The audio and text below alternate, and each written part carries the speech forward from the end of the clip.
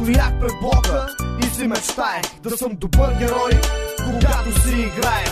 Бях дете през времето, когато шоколад и кола бяха по-скъпи от злато. Събирахме се всички на големи банди, не се подчинявахме на родителски команди.